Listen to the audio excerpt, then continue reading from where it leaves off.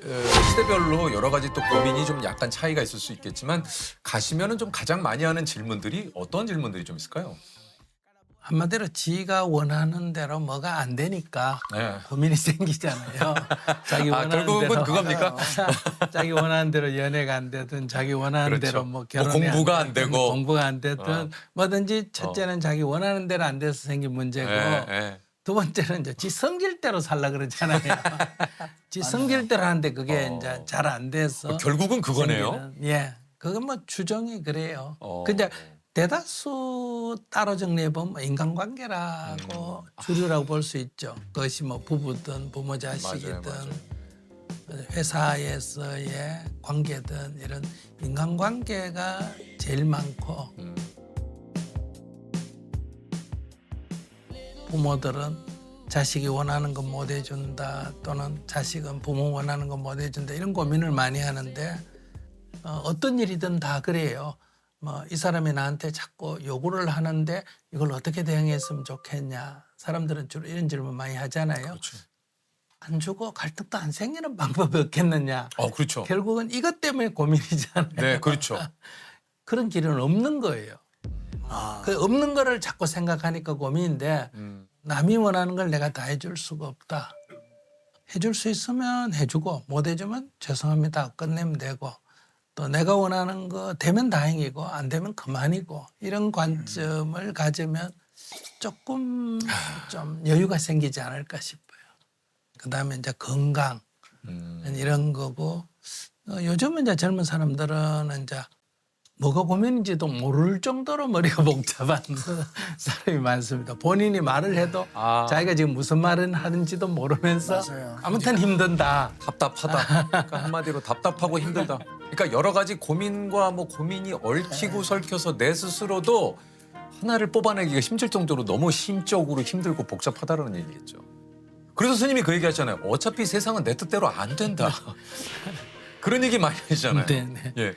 아니 제가 그 뭐 이름을 떼면 누구라고 알만한 유명한 야구 선수인데 예, 예. 이분이 1부에 있다가 2부로 떨어졌어요. 예, 예. 미국에서는 1부로 있으면 비행기 탈 때 네. 1등석을 맞아요, 타고 맞아요. 완전 대우가 다르죠. 그다음에 다르죠. 이제 2부로 떨어지면 이제 이코노미 타고 네네네. 버스로 타고 이동하고 맞아요. 그러니까 이게 모멸감, 자기 모멸감 때문에 이제 야구를 그만두겠다, 은퇴하겠다 상담을 한 적이 있습니다. 뭐라고 얘기를 해주셨습니까? 글쎄 물어봤죠. 너 야구 언제 시작했니? 그러니까 중학교 때 했습니다. 중학교 때 야구할 때 돈 벌려고 했나 재밌었어 했나? 재밌었어 했습니다.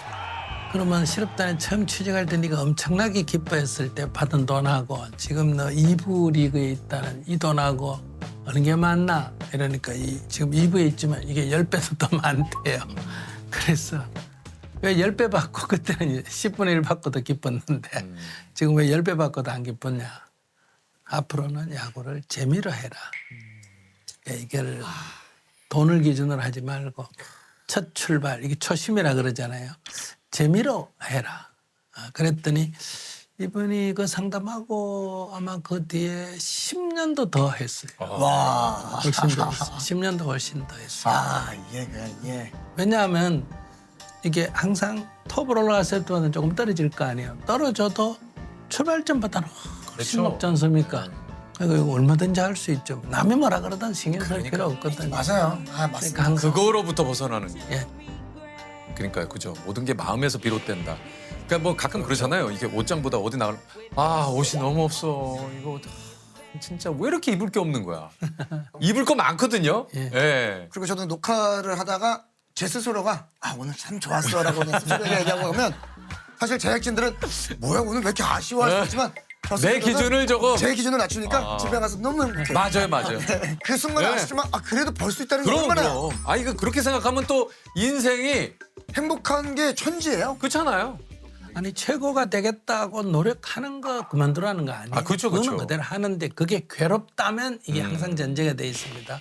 그게 괴롭다면 괴롭다면? 안 괴로울 수 있는 길은 얼마든지 있다. 조금만 낮추면 안 괴롭게 살 수가 있고 맞습니다. 우리가 다 이게 인생을 행복하게 살려고 하는 일 아닙니까? 맞습니다. 행복하고 살려고 하면서 괴롭다 그러면 모순이잖아요. 그 주변의 기대, 뭐 또 주변의 시선, 뭐 사실 그런 거 없이 살아갈 수는 없습니다만 또 한편으로는 그런 거로부터 내 스스로를 또 약간은 비켜가서 내 스스로 인생, 내 생각대로 사는 게 그게 참 또 굉장히 중요할 것 같아요. 혹시 스님께서는 화를 안 내십니까? 왜 안 내요? 내시는 경우도 예, 있으세요? 예. 네. 어떨 때 좀 이렇게 화를 내세요? 누구나 다 화가 왜 일어나느냐 하면 화가 일어나는 거는 내가 옳다는 생각이 강할 때, 네. 즉 나는 옳고 상대가 틀렸다 할 때 그러니까요. 이제 상대가 그걸 인정을 안 하면 이제 이 화가 나죠. 화가 일어나거든요. 네. 그러니까 이제 자기에 사로잡힌다 그러죠. 그러니까 우리도 어떤 일을 하다가 특히 일 같은 걸 잘하려고 하다 보면 사로잡히기가 쉽잖아요. 맞아요. 그거 안 돼. 왜 그래? 이렇게 이제 하기가 쉽단 말이에요. 내가 어떤 것에 집착한다. 이걸 잘하려고 하는 집착을 하면 이제 누구든지 화가 일어날 수가 있죠. 그러면 이제 그걸 자기가 오래 간직하고 있으면 자신의 건강이나 손해잖아요. 그러니까 내가 사로잡혔구나 하고 이제 금방 내려놔야 되는. 이게 참 진짜 오늘 이게 스님이 나오셔가지고 참 저희한테 이렇게 새겨들어야 할 얘기. 그러니까 나에게 내 스스로 사로잡힌다. 막 그렇잖아요. 내가 아는 세상이나 내가 아는 것이 그냥 다 이건 확실해. 남의 의견 막 이런 것들. 이게 또 좀 와닿네요. 맞네요. 그게 요즘은 이제 사람들이 스트레스가 좀 많고 그렇죠. 화가 많고 짜증이 많은 이유는 이 유튜브를 많이 보지 않습니까? 네. 그 유튜브에 이제 알고리즘에서가 자기가 하나를 보면 그 비슷한 것만 계속 추천을 나오니까 이제 그걸 자꾸 보다 보면 자기 세계에 갇히죠. 갇히게 되는 거예요. 그러니까 이제 노인들과 젊은 세대도 자기들 것만 보니까 갈등이 생긴다든지 생각이 자기가 옳은 것을 방어하려고 하는 쪽으로 자꾸 이렇게 강하게 집중이 됨으로 해서 이제 본인은 거기에 대해서 확신이 있기 때문에. 그러니까요. 자기에게 사로잡히는 것이 이게 뭔가 미디어 환경이 바뀌어가면서 이렇게 진짜 새로운 막 어떤 미디어 뭐 플랫폼이라든가 여러 가지가 뭐 생겨서 사실 뭔가 세상의 다양한 일을 또 알 수 있지만 네. 그만큼 자꾸 그 어떤 추천 알고리즘을 따라가다 보면 그렇죠. 내 스스로 어떤 스스로에게 좀 갇히는 이런 것들을 좀 경계해야 될 진짜 그런 세상인 것 같아요. 맞습니다, 진짜. 사람이 뭐 살아가면서 뭐 다양한 고민과 뭐 여러 가지가 있겠습니다만 이게 아까도 스님 이야기하셨지만 이제 인간관계에서 오는 갈등, 고민들 이게 정말 많지 않습니까? 이거 좀 놀랐는데 우리나라 갈등 지수가 세계 1위라고 해요. 영국 그 킹스 컬리지에서 이런 조사를 했는데 왜 이렇게 사람과 사이에는 이런 갈등, 이런 고민 이게 왜 이렇게 자꾸 생기는 걸까요? 한국 사람들은 갈등 지수가 많이 높다고 나왔다면 제가 볼 때는 한 서너 가지 이유가 있어요. 첫째, 한국 사람 성질이 좀 급하잖아요. 빨리빨리 좋은 면도 많습니다. 그렇죠. 빨리빨리라는 건 약간 조급하다는 얘기잖아요. 네, 그러면 그렇죠. 갈등이 좀 높을 수밖에 없고 그러면 갈등을 줄이려면 서로 다름을 첫째 인정해야 돼요. 그러니까 다르다 하는 관점에 서는 게 존중이죠. 상대를 존중하라 이 말은 떠받들어라 이게 아니라 나와 네. 다른 것을 그냥 인정. 인정해라 이 얘기고 조금 거기서 한 발 더 가면 그 사람 입장에서는 그럴 수도 있겠다. 그러니까 아이 입장에서는 그럴 수도 있겠다. 아내 입장에서는 그럴 수 있겠다. 남편 입장은 그럴 수 있겠다. 이걸 이제 이해라 그래요. 이렇게 이해를 하면 첫째 내 마음에서 화는 안 일어나지 않습니까? 그렇죠. 그 사실 말씀하신 대로 좀 다름을 인정하고 사실 그런다라는 것이 참 이게 평소 실천하기가 쉽지 않죠. 알고 있는데 참 네. 어렵습니다. 네. 이게 바로 존중이다. 그러니까 이것 또한 연습이 필요한 것 같습니다. 그렇죠. 네. 그럴 수도 있겠다 하는 이해가 이해다. 사랑이다. 그러니까 우리가 보통 이해 없는 내 시기에 좋아하면 폭력이죠. 내가 너를 좋아하는 건 엄격하게는 욕망입니다. 사랑이 아니고 부모가 자식한테 어떻게 매를 때려놓고도 너를 사랑하기 때문에 사랑의 매다 너를 사랑하기 때문에 욕을 했다 이런 건 다 맞지 않거든요. 그러니까 이해가 사랑이라는 거. 이해가 사랑이다. 네. 참. 야. 우리 또 뭐 저 진짜 한편으로는 또 이런 이야기가 지금 방송을 보시는 분들 가운데는 예, 그런 말씀이 될 것 같다는 생각도 듭니다. 이게 이제 얼마 전에 이제 시리아 내전 지역에 학교를 또 세우기도 네네. 하셨고 아유. 이런 구호 활동을 또 우리 많은 분들과 함께 스님께서 지금 또 하고 계시다고 합니다. 지난 1년 동안에 민다나오에 원주민 학교 5개, 그다음에 장애인 학교 5개, 10개를 지었는데 3월 달에 가서는 10개 답사하고 이번에 이제 12월에 가서는 준공식 하고 이제 그러셨군요. 이럴 때면 이러는 이제 그 활동에 시간을 많이 보내는 편이에요. 아니 그 저 스님께 한번 또 갑자기 좀 네. 드리고 싶은 질문인데 스님은 뭐 소소한 행복 이런 것들 그렇죠. 요즘 그게 많이들 궁금했어요. 얘기하잖아요. 네. 스님의 좀 소소한 행복은 무엇일지 좀 궁금합니다. 그냥 일상생활입니다. 저는요. 음, 일상생활. 밥 먹을 때 행복하지 않아요? 행복하죠. 행복하죠. 굶어 보면 밥 먹을 때 행복하고 목말라 보면 이 물 마실 때가 행복하고 걸어 다녀 보면 트럭 뒤에 타는 것도 엄청난 행복이거든요. 네. 저는 또 하나는 이제 언제나 지금 출발입니다. 이런 관점을 가지고 있어요. 그러니까 어제까지는 연습이고 오늘 시작한다. 오늘이 지나면 또 오늘까지는 연습이고 내일 시작한다. 우리가 시합을 할 땐 약간 긴장하고 이러지만 뭐든지 연습할 때는 뭐 예를 들어 농구 선수가 연습을 할 때는 들어가도 받아서 또 던지고 안 들어가도 받아서 또 던지잖아요. 그렇죠. 거기는 들어가고 안 들어가고가 별로 중요 안 하단 말이에요. 그러나 이제 그런 과정을 거치면서 들어간 횟수가 점점 늘어나지 않습니까? 그러니까 항상 우리의 인생은 연습같이 생각을 하면 저는 조금 삶이 좀 가볍지 않을까 이렇게 생각을 해요. 그래서 항상 지금 출발, 처음 하듯이 항상 그렇게 하면 어떨까. 참 뭐 오늘 연초에 참 그 네. 많은 분들께서 뭐 또 새로운 도전 또 새로운 어떤 목표를 가지시는 분들도 계시겠지만 난 또 올해 어떻게 시작을 할까 하시는 분들께서도 우리 또 스님께서 해주신 이야기가 뭔가 좀 도움이 될 것 같은 생각이 좀 듭니다. 행복에 관련된 네. 이야기를 한번 좀 저희가 들어볼 수 있는 분인 것 같아요. 아유 안녕하세요. 반갑습니다. 아유 안녕하십니까. 반갑습니다. 안녕하세요. 반갑습니다. 네. 교수님 행복하시죠? 지금 많이 피곤해 보이시는데.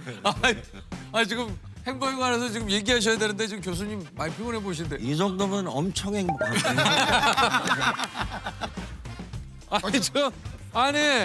지금 교수님의 행복에 대해서 저희에게 얘기를 해주셔야 되는데 교수님이 조금 약간 피곤해 보이셔가지고 이거 행복하신가 지금. 자 일단 제가 한번 소개를 드릴게요. 우리의 행복은 어디에서 올까? 이 질문을 30년간 연구한 세계적인 행복 심리학자 서은국 교수님이십니다. 반갑습니다, 교수님. 교수님 소개 좀 해주세요. 저는 연세대학교 심리학과에서 말씀해 주신 대로 행복이라고 하는 것을 아주 오랫동안 공부한 사람이면 제 첫인상 가지고는 맞추기 되게 어려우실 텐데 어쨌든 제 반평생 행복이라고 하는 주제를 가지고 공부를 했습니다. 아 그렇습니까? 아니 이게 이제 뭔가 사실 행복을 오랫동안 연구하신다고 하면은 왠지 저희 그 선입견일 수 있어요. 뭔가 환한 미소, 긍정적인 에너지, 그리고 의상도 지금보다는 훨씬 밝은 네. 뭔가 이런 느낌. 저희가 그려는 이미지가 있는데 교수님이 원래 재미는 반전이 있어야 돼요. 그래서 재미는 있어요. 아니 그거는 확실해. 아니 그 좀 그 여러 분야 중에 행복에 이렇게 관심을 갖게 된 계기가 있으십니까, 교수님은? 계기라기보다는 타이밍이에요. 제가 이 심리학에서도요. 이 행복이라고 하는 주제가 의외로 거기에 대한 연구를 시작한 지가 그렇게 오래되지 않아요. 네. 심리학이라고 하는 분야는 오랜 시간 동안 주로 인간의 부정적인 경험에 초점을 뒀어요. 네. 불안, 스트레스 이런 거를 어떻게 없앨 수 있을까? 심리학자들도 많은 일반인과 마찬가지로 뭔가 잘못된 가정을 가지고 있었는데 그게 뭐였냐면 행복은 별게 아니라 인간의 이런 불행한 상태가 없어지면 보너스처럼 생기는 거야. 이렇게 생각을 했어요.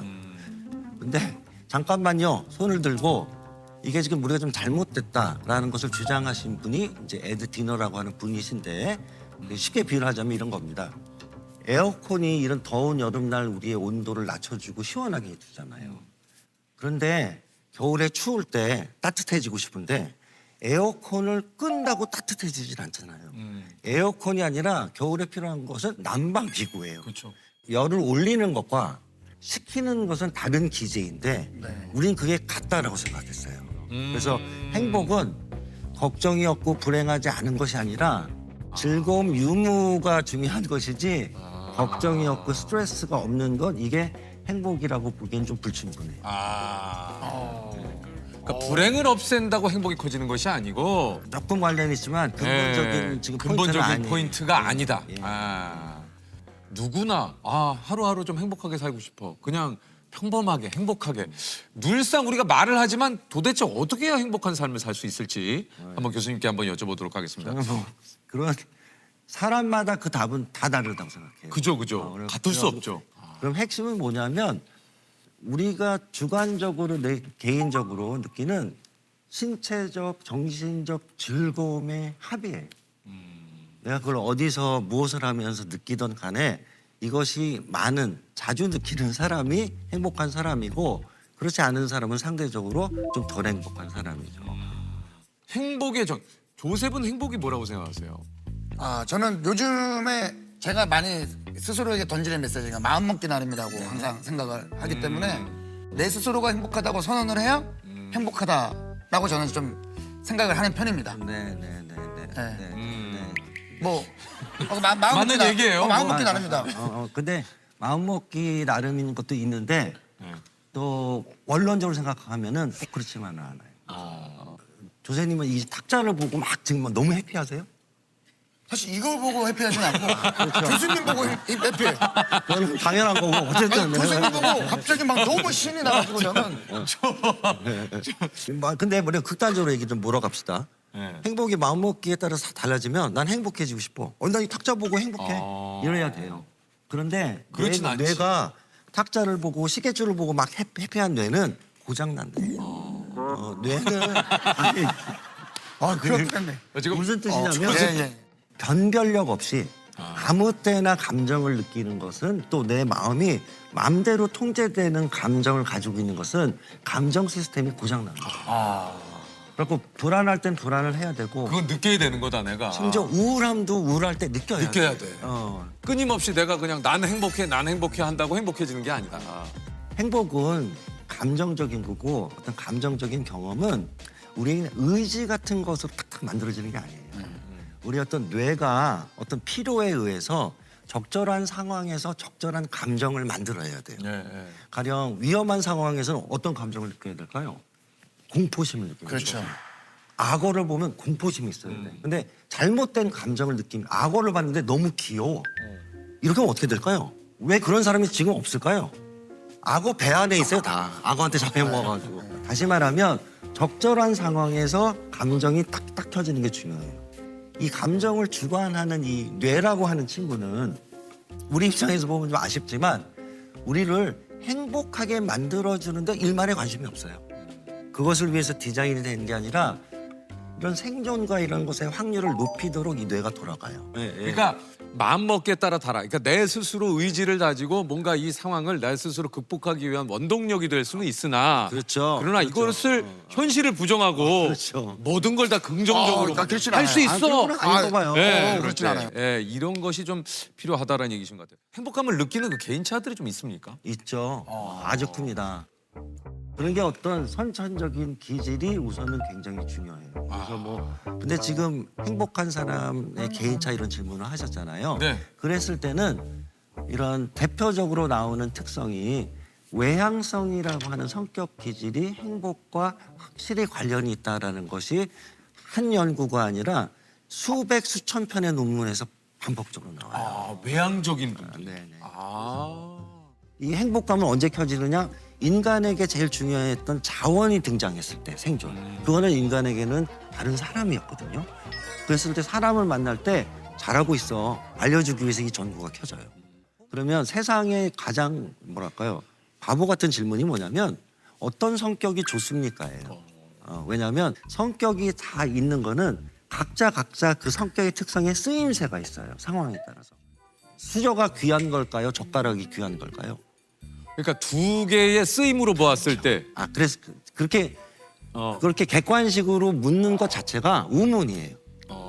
왜냐하면 야 국을 먹을 때는 수저가 있어야 그치, 되고 그치. 네네네. 콩나물 먹을 때 젓가락이 있어야 되지. 그쵸. 다시 말하면 성격을 우리가 수저 젓가락에 비유하자면 아. 뭐가 좋으냐 이거는 약간 바보 같은 질문이에요. 아. 크게 보면 외향성이 갖고 있는 여러 가지 문제점들도 많아요. 어떤 것들이 있을까요? 외향적인 사람들 금방 지칠 때도 지칠 때도 있고 네. 용맹하기도 하고 네. 뭐 등등인데 용맹을 넘으면 뭐죠? 오지랖이 될 때도 오지랖도 있고 네, 네. 만용이 있을 수도 네. 있고 뭐 가끔 그래서 막 사실은 나대는 경우도 있고. 많이 죽어요. 아 그렇죠. 용맹. 아. 뭐 예를 들면 이거죠. 악어가 앞에 있는데 야 내가 정리할게. 그렇죠. 득과 실이 아 근데 교수님 외향적이면 많이 죽는다. 저 굉장히 그러니까 이것도 저 굉장히 이것도 외향적인데. 너무 오해는 없으시기 바랍니다. 아니, 근데 이제 설명을 그러니까 하자면. 설명을 하다 보니 아니 딱 생각나는 케이스가 뭐예요? 영국의 마우리스 윌슨이라고 하는 탐험가가 있었습니다. 전혀 등산 경험이 없어요. 어? 에베레스트를 정복한다는 게 너무 좀 말이 안 되죠. 말이 안 되죠. 네. 아주 외향적이고 낙관적인 사람이에요. 어. 그래서 이 양반이 무슨 계획을 세웠느냐? 내가 경비행기를 사서 음. 그 비행기를 타고 가고 에베레스트 중턱쯤에 추락을 시킨 다음에 나머지로 올라가겠다. 기가 막히죠? 너무 무모 너무 무모하죠. 와 약간은 허무맹랑한 네. 얘기. 슈퍼 외향성. 네. 죽었어요. 외향적이지 않으면 뭔가 문제가 있는 아 맞아 것처럼 맞아. 그건 아니다. 맞아요. 그런 스트레스를 느낄 필요가 전혀 없다라는 말씀을 드리기 위해서 장황한 얘기를 했던 맞아요. 거예요. 그래서 저희가 질문이 그 다음에 이제 그러면 내향적인 분들 집에 있길 좋아하는 분들은 덜 행복한 건가? 이런 질문을 또 저희가 이제 드리는 거죠. 그래서 평균적으로. 그래서 네. 내향적인 사람은 사실은 외향적인 사람이랑 똑같아요. 그래서 내향적인 사람은 혼자서 뭐 거울 앞에서 시집 읽을 때 제일 행복하다. 전혀 그렇지 않아요. 최근 연구를 보면 흥미롭게도 나 혼자 할 때 있는 즐거움이 누구와 할 때 뭔가 증가하는 폭의 정도가 내향적인 사람일수록 더 커요. 누구랑 뭘 할 때. 아 다시 말하면 어쩌면 외향적인 사람보다 사람이랑 뭔가 즐거움을 교류하는 것을 더 뭐랄까 만끽하는 거는 내향적인 사람. 근데 이게 특이하네. 왜냐면 또 요즘 그런 얘기 하시는 분들 많잖아요. 난 혼자 있을 때가 제일 좋아. 혼자 있을 때가 제일 행복해. 아무것도 신경 안 써도 되잖아. 예를 들면 이런 얘기 좀 많이 하시거든요. 내향적인 사람의 특성이 자꾸 나오는 것 중에 하나가 이 잠재적인 부정적인 부분을 너무 과도하게 예상을 해요. 이거 새로운 모임에 가면 어색함도 있잖아요. 맞아요. 근데 그 부분이 막상 가면 별거 아니야. 맞아요. 그죠? 막상 가면은 별거 또 잘 아니야. 있어. 인간에게 제일 재미난 자극이 뭐냐면 다른 인간이에요. 그래서 외향적인 분들은 이 약간 결핍된 자극의 양을 채우기 위해서 가장 주변에 있는 재미난 자극인 사람을 계속 찾는 거예요. 외향적인 친구가 뭐 밥 먹자 잘 있니 그러면 너무 고마워하지 마세요. 왜냐하면 나를 꼭 좋아해서가 아니라 이용당하는 거예요. 내 자극의 어떤 자극 하마 같은 것이 외향적인 사람인데 어쨌든 그러니까 교수님이 얘기하시는 의도는 뭔지 알겠까? 이용이라는 표현이 좀 자극적으로 좀 들리긴 하지만, 그러니까 그만큼 그 사람도 그 사람입니다만 네. 내가 어떤 요 하는 데 있어서 네. 그 사람과의 어떤 요 시간이 좀 필요할 때도 있다. 맞습니다. 이게 이제 매년 유엔에서 발표하는 세계 행복 보고서라는 게 있어요. 올해 143개국 국가 중에 핀란드가 7년 연속 1위, 2위는 덴마크고 3위가 아이슬란드. 한국은 52위를 기록을 했다고 하는데 왜일까요? 이렇게 그 핀란드 국민 여러분들이 이렇게 느끼는 행복감이 높은 이유가. 이 지금 말씀하신 핀란드나 덴마크나 이런 국가들이 스칸디나비아 북쪽 국가들이잖아요. 가장 두드러지게 나타나는 것 특성 중에 하나가 이런 국가들이 전 세계에서 가장 개인주의적인 철학이 어떤 강한 나라예요. 근데 이 개인주의라고 하는 거는 우리가 자칫 잘못 생각하면 자기 것만 챙기는 어떤 이기주의랑 혼돈할 수가 있는데 그게 아니라 개인주의는 뭐냐면 어떤 틀에다가 가둬가지고 이게 옳건 너희 건 다 틀렸어 이렇게 하는 게 아니라 너 각자의 생각이나 가치나 이런 것들을 철학을 존중하는 어떤 포용성을 얘기하는 것이거든요. 근데 그렇지가 않고 야 인생은 일로 가는 거야. 이게 정답이야를 정해주고 이런 개인적인 취향은 다 자꾸 쓸어가지고 한 방향으로 몬다. 너무 지배하는 사회에서는 자유도가 있기가 좀 네. 어렵고 그러면서 집단주의적 가치가 조금 너무 과한 지역이 한국, 일본, 싱가포르 같은 지역이에요. 그래서 이 지역들의 공통점이 행복감은 좀 낮은 국가들이에요. 맞아요. 이게 그러니까 대를 위해 소를 희생한다. 맞아요. 이게 우리가 지금까지 좀 배워왔고 많이 들었던 사실 이야기들이. 틈이 날 때마다 그 스칸디나비아 분들에게 던진 질문이 있어요. 뭐예요? 뭐냐면 당신들은 일상에서 제일 비호감으로 생각하는 사람은 어떤 사람이냐? 궁금하네요. 그죠? 그랬을 때 다른 사람의 삶을 평가하는 사람. 당신이나 잘 살고 어떻게 그걸 감히 평가하느냐? 뭐가 좋고 나쁘다가 다 그냥 틀릴 뿐이지 그걸 평가할 일이 아니야. 제일 싫어요. 그런데 어떻게 생각하면 이런 집단주의적 사회에서는 늘상 평가를 받는. 늘 평가를 받죠. 평가받는 거 문제가 아니라 나도 모르게 계속해요. 사회 비교. 이게 행복을 갉아먹는 대표적인 경험이에요. 그죠? 한국 사회도 그렇고 그죠? 그런데 그렇죠. 어쩌면 안타깝게도 우리 한국 사회 같은 현실에서는 뭔가 약간 교과서적인 그림이 있어요. 행복하기 위해서는 이러이러한 것들을 갖춰야 되고 저런 거는 그 약간 행복이라고 보기 어렵다. 근데 이런 어떤 논리에 휘말리기 시작하면 행복해지기가 굉장히 어렵습니다. 사회적 비교에 가장 뭐 적나라한 어떤 쟁탈전이 이루어지는 게 SNS거든요. 그렇죠. 맞아요. 또 이런 연구도 있습니다. 애당초 어떤 사람들이 SNS를 많이 하느냐? 행복감이 낮은 사람들이 SNS를 많이 해요.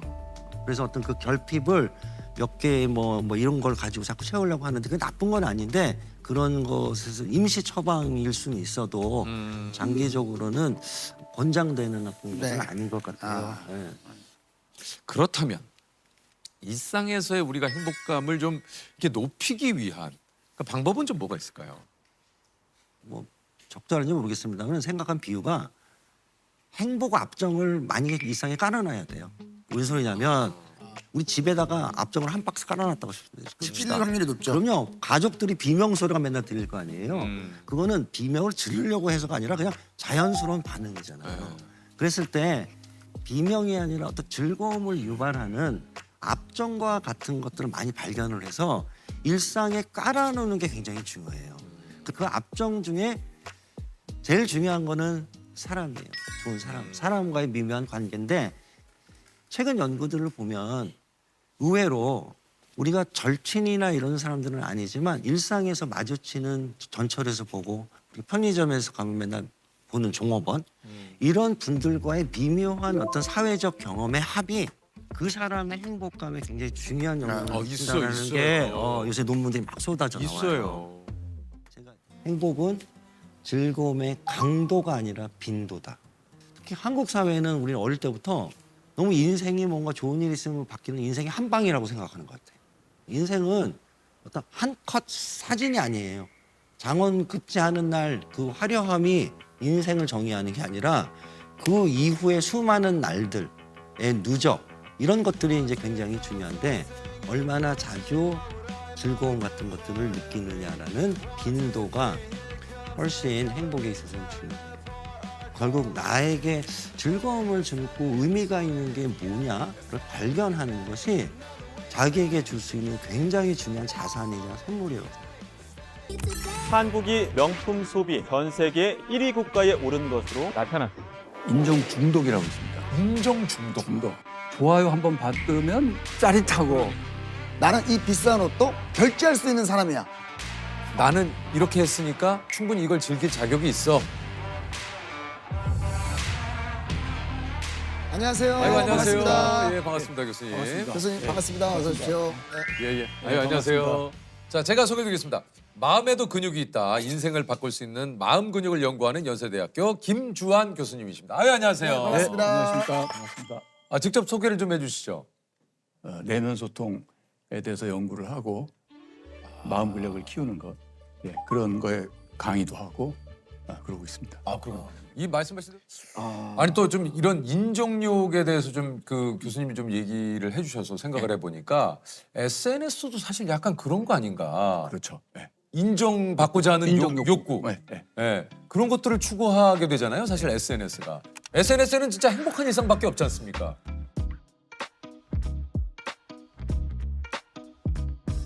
인정 욕구는 적당한 수준이고 그렇다면 그건 어디 보면 우리에게 자연스러운 거잖아요. 에너지를 주고 예, 예. 너 인정받고 싶고 그렇죠. 이 사회에서 이제 건강하게 우리를 만들어주고 좋은 거예요. 활력도. 그런데 문제는 뭐냐면 인정 중독이라고 있습니다. 인정 중독. 그거는 조금 구분을 해야 돼요. 네. 그건 그건 어떻게 되는 뭐냐면 인정에 내가 의존적으로 되는 거예요.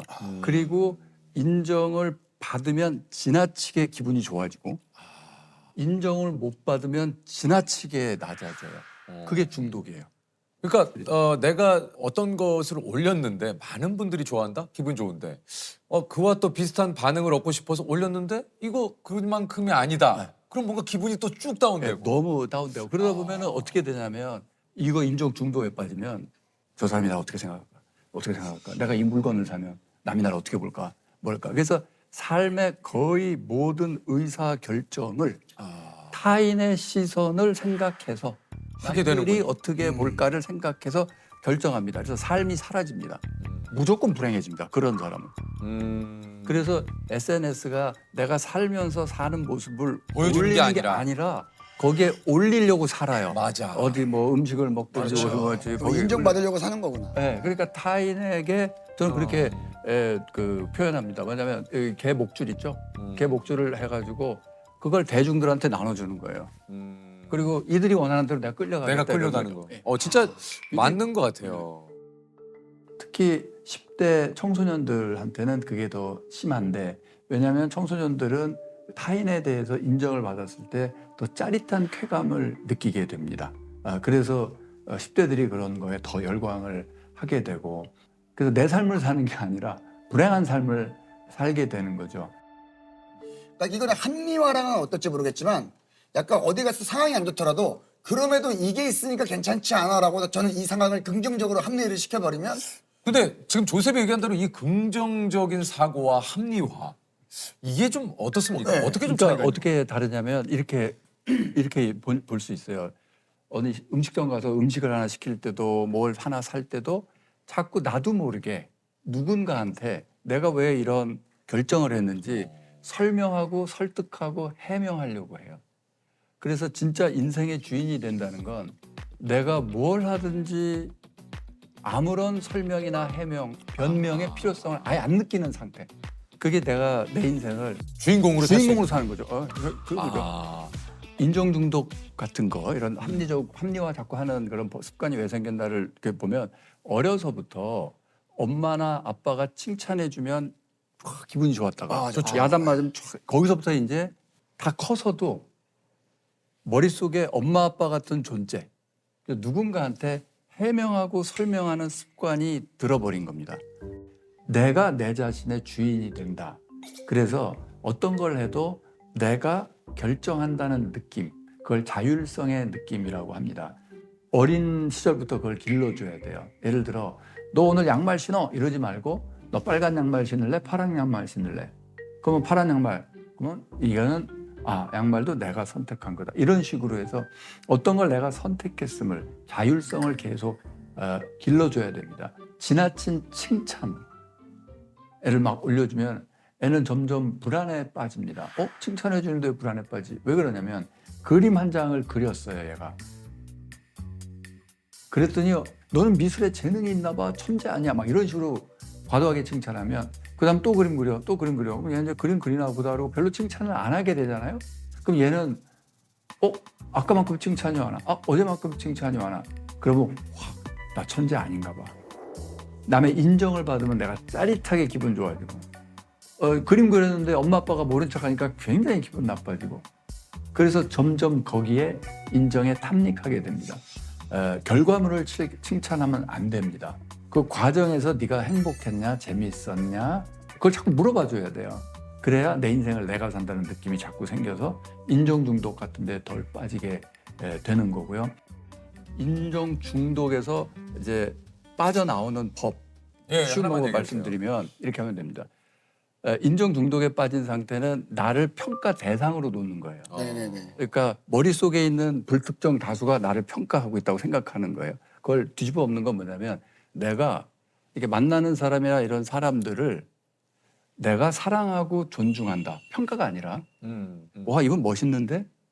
이런 면도 있군. 네, 그래서 네, 네. 이분에 대해서 긍정적으로 자꾸 생각해 주잖아요. 그래요. 그럼 어떻게 되냐면 내가 주인공이 됩니다. 삶의. 어. 그리고 전전도피지로 활성화되고 어. 그러면 이분이 나를 어떻게 생각할까 하는 게 많이 줄어듭니다. 네. 인정을 하니까. 내가 인정해주고 내가 사랑과 존중을 하는 거예요. 이 방법을 제가 대학교 4학년 애들한테 이제 입사 면접하잖아요.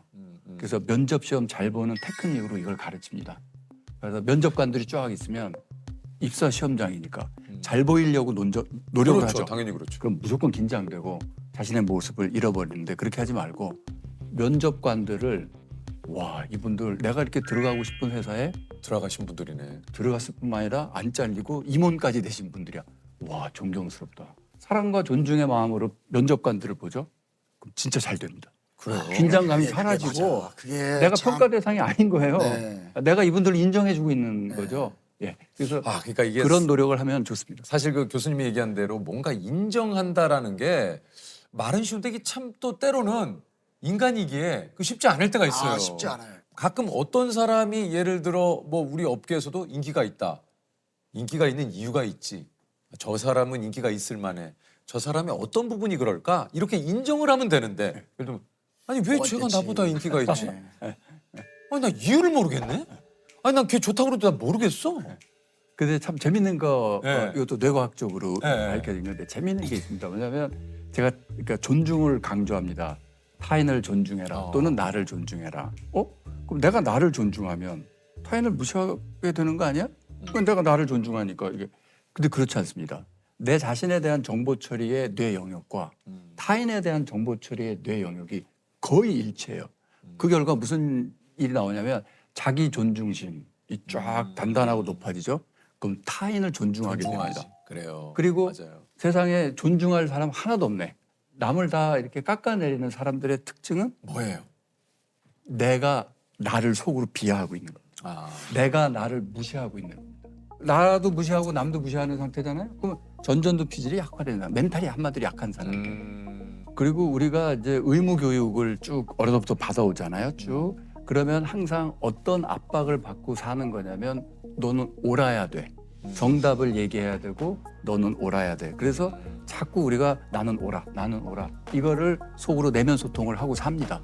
그러다 보니까 이제 부정적 댓글 남기는 사람의 공통적인 특징이 어떻게 되냐면 나는 모든 걸 알고 내 말은 옳은 거예요. 맞아, 전제를 맞아요. 보세요. 그렇죠. 내가 다 알아. 내가 다 네네네네. 옳아. 나는 옳은 거예요. 맞아요. 그래서 제가 정말 우리에게 필요한 거는 내가 옳다는 생각이 아니라 친절한 겁니다. 그래서 이걸 간단하게 하면 맞는 것 영어로 표현하자면 being kind. 맞아요. 친절하냐가 중요한 거죠. 그 친절한 게 나에 대해서 여기 자기도 행복해지고 자기 능력도 좋아집니다. 혹시 그렇다면 이 부정적 사고 아까 좀 얘기를 쭉 하셨는데 이것을 조금 긍정적 사고로 좀 바꿀 수 있다고 할까요?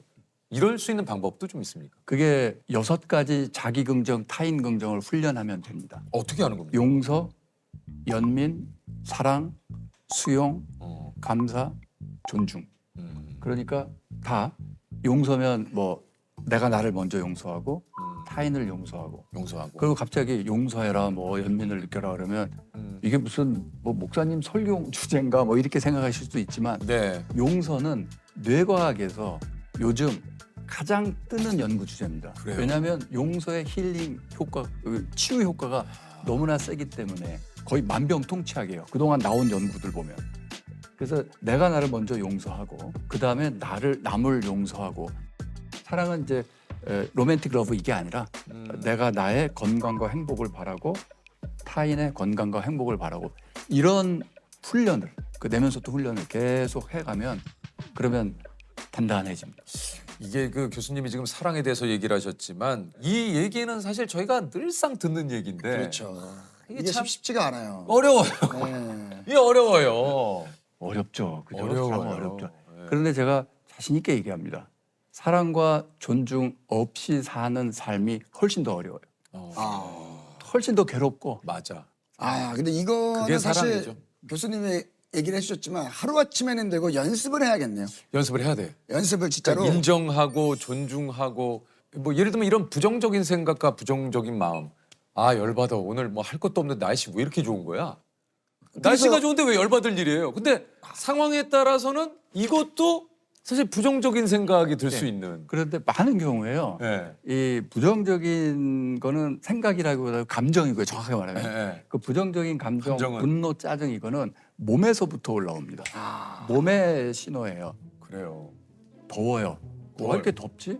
그러면 왜 이렇게 덥지라는 생각은 떠오르죠. 네, 하지만 이 생각은 몸이 더워서 느끼는 거죠. 덥지, 땀나고 느끼는 거잖아요. 몸의 문제잖아요. 어. 그런 그 감정도 똑같은 거예요. 심장 박동 이상한다든가 여기 근육이 하더라도 뭐 여러 가지 신체 여기서 내장에서 이상한 신호 올라오고 그러면 짜증나고 짜증이 막 올라오면은 이 원인을 찾는데 딱 보면 가까이 있는 사람들, 가족 이런 사람들이 원인이다라고 퍼붓기 시작하는 거죠. 어. 그래서 부정적 감정은 내 몸의 문제고 내 몸의 상태이기 때문에 네.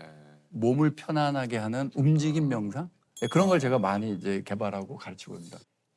저는 가끔 네, 명상을 네. 하거든요. 혼자서 사우나에 가면 그 안에 들어가 있는 시간 동안 가만히 이렇게 있어요. 근데 하면서 안 좋은 점이 자꾸 벌어지지 않은 것들을 먼저 제가 네.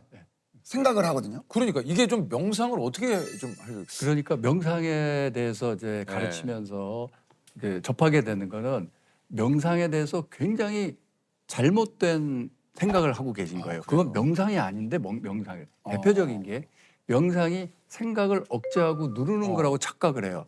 생각은요, 내가 하는 게 아니에요. 이걸 깨달아야 돼요.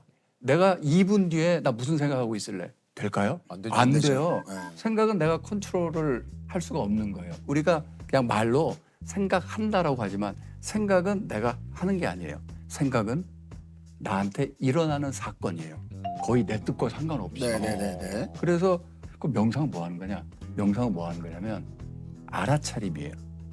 내가 무슨 생각이 떠올랐고 무슨 생각이 내 안에 올라오는구나를 알아차리는 어웨어니스라고 합니다. 그 알아차리는 거예요. 훈련을 하려면 뭔가 계속 알아차리면 좋잖아요. 대표적인 게 호흡을 알아차리는 거예요. 호흡을. 네. 들어오고 나오고. 지금 우리 말하는 동안 계속 호흡을 했죠? 했죠. 근데 호흡하는 거 못 느꼈죠? 못 느꼈죠. 네. 어느 순간 나 호흡을 좀 들어오는구나 나가는구나. 그러면 이 어웨어니스의 능력이 쫙 좋아집니다. 그게 진짜 핵심이고 그게 다예요. 그래서 이거는 이 알아차림 훈련은 꼭 가만히 앉아서 할 필요가 없습니다.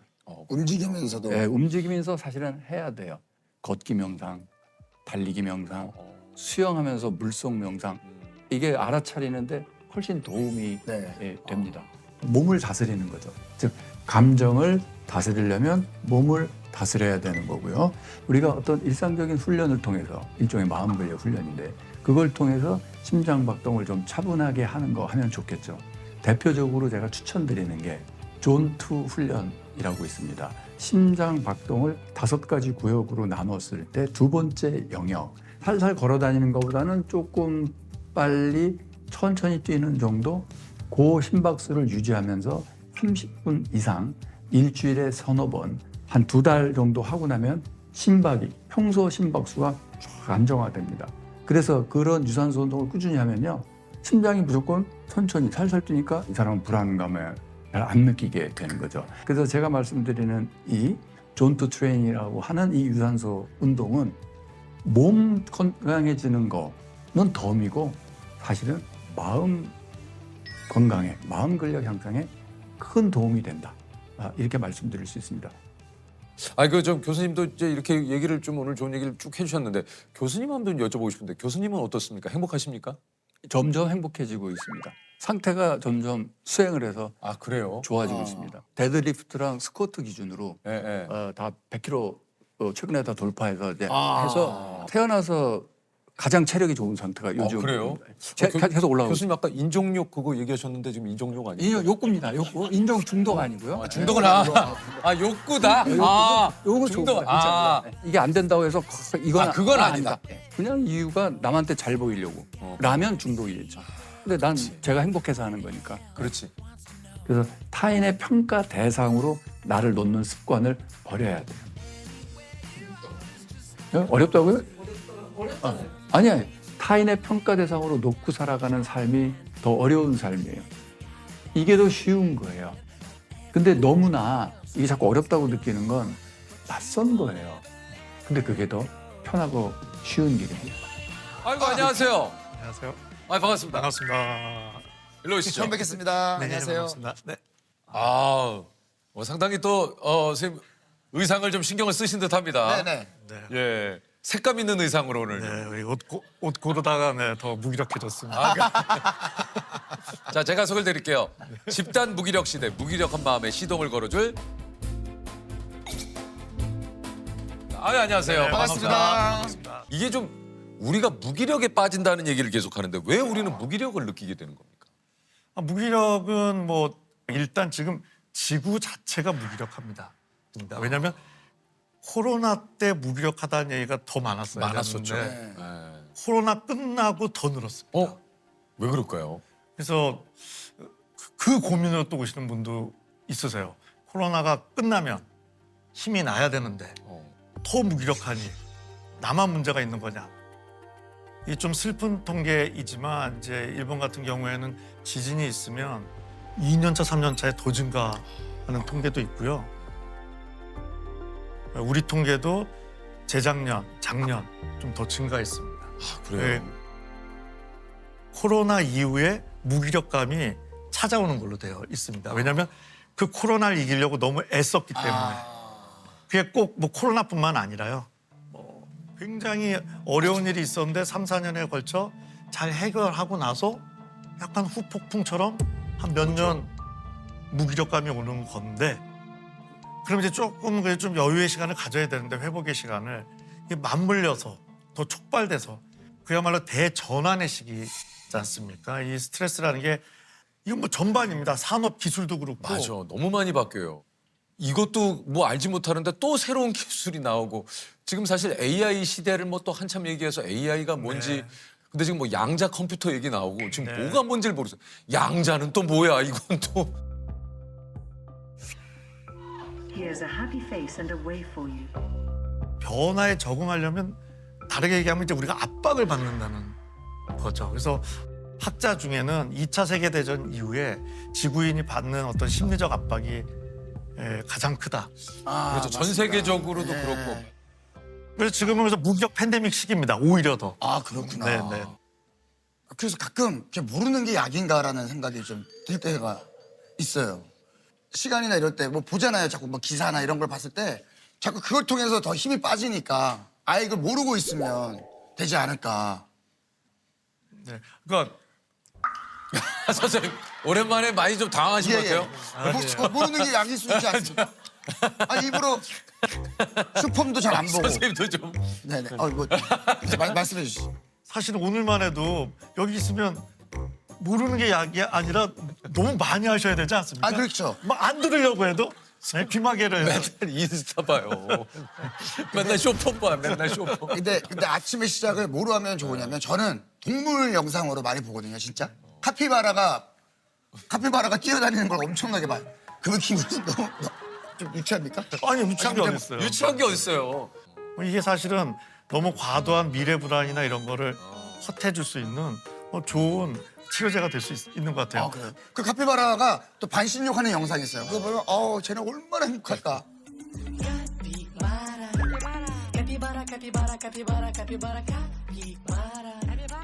이게 좀 무기력이 좀 구체적으로 나타나는 증상이 있지 않습니까? 그러니까 예를 들면 나는 뭐 밖에도 나가기 싫고 그냥 오로지 움직이기도 싫어.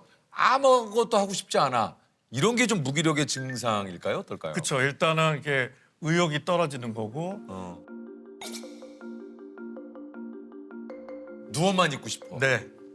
씻어야 되는데. 무기력감이 오면 우리가 자꾸 이제 에너지로만 생각하거든요. 근데 그거는 20%밖에 해당 안 됩니다. 사실. 그래요? 네. 사실은 이제 인지적 무기력이라고 해서 이건 또 뭐예요? 인지적 네, 무기력은요? 마음이 부정적으로 바뀌는 거. 네. 그게 더 큽니다. 이런 경험 해보신 적 있으실 거예요.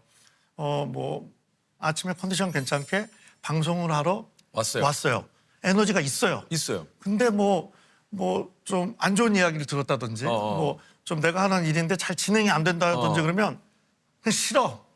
그냥 오늘 방송이고 뭐고 차라리 이거 다 때려치고 가버리고 싶어. 그거는 제가 무슨 에너지 쓴 것도 없잖아요. 아무것도 없죠. 그냥 영향을 받은 그걸 이제 인지적 무기력이라고 그게 하는데 인지적 무기력이에요. 그게 훨씬 커집니다. 그래서 무기력의 핵심은 에너지가 떨어지는 부분도 있지만 그거보다는 사람이 부정적으로 되죠.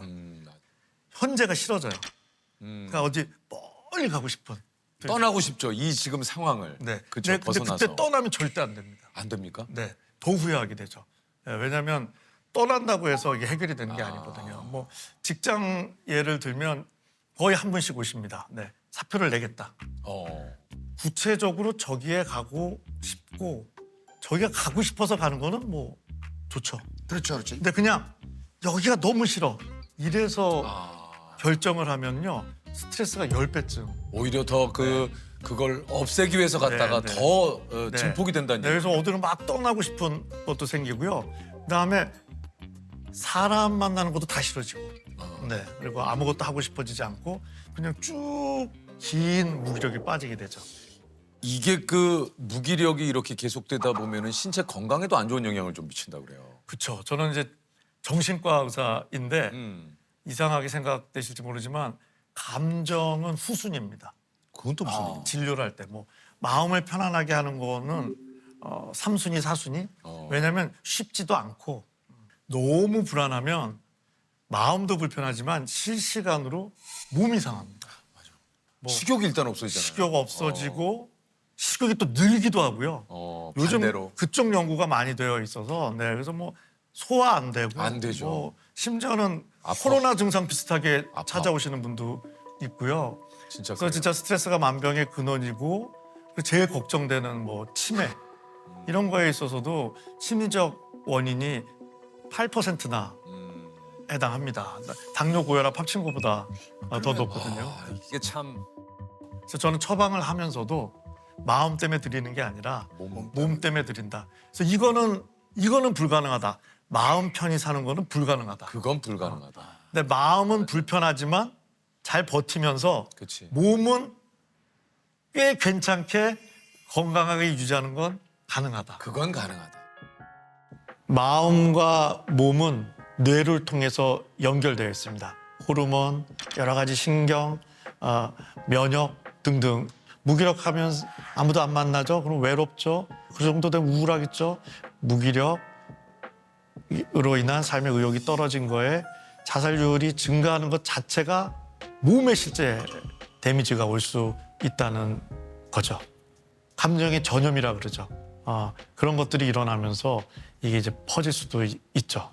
이전에 제가 입원 환자도 있고 하고 했을 때는 그런 안타까운 경험을 저도 한 적이 있죠. 그래서 그 자살 보도 준칙 이런 거는 이제 제가 언론사 분들과 함께 그 지침 보도 기준을 만들기도 했는데 요즘 보면 이렇게 사건의 디테일이 들어가야 되는데 요즘 전혀 없죠. 이제 오히려 생명의 전화나 이렇게 붙어 있는 게 그런 것들이 반영되는 건데요. 근데 우리의 뇌는 그런 부정적인 정보에 우리가 더 끌리는 게 있긴 하지만 좀 그걸 제한시키는 게 필요하다고 생각합니다. 아니면 더 무기력해지죠. 이게 이제 무기력을 나아지게 하는 방법 구체적으로 조금 좀 얘기를 좀 해주시면 뭡니까? 네. 네. 저도 이제 무기력하다 보니 도움 많이 받았던 게 오늘 하루만 버티기. 네. 이 버티자를 전 영어로 액티브라고. 액티브가 무기력의 세상에서 약간 좀 정의가 바뀌었습니다. 하고 싶은 일을 하는 게 아니라 하고 났더니 오히려 동기부여. 동기부여는 없지만 행동부터 하는 거죠. 일단 작은 하고. 거죠. 네. 최근에 고등학교 모임 했는데 5명이 나왔는데 다 5시까지 어떻게 하면 안 나올까 하는 얼굴이 보이더라고요. 그 좋다고 또 떠들고. 막상 나가보면 괜찮아요. 네, 맞아요. 나가기 전까지 막 아우 이걸 나가야 되나 오늘 날도 추운데 막 왜 약속 잡았지? 그냥 나 딴 날이 좋은데 이날 또 막 나가면 좋아. 나가면. 그래서 이 버티자가 꽤 괜찮다는 거죠. 제가 자주 말씀드리는 거는 저는 이제 낙천과 그 좀 긍정이라는 이 두 단어를 좀 제 맘대로 좀 분리해서 이해하고 있거든요. 낙천과 긍정을 어떻게 좀 분리해서 네. 얘기를 하시나요? 낙천은 불안한 일이 걱정할 일이 있는데도 걱정 안 하는 거. 그게 낙천이죠. 낙천적인 네. 성격. 혹시 그런 알약 있으면 드시겠습니까?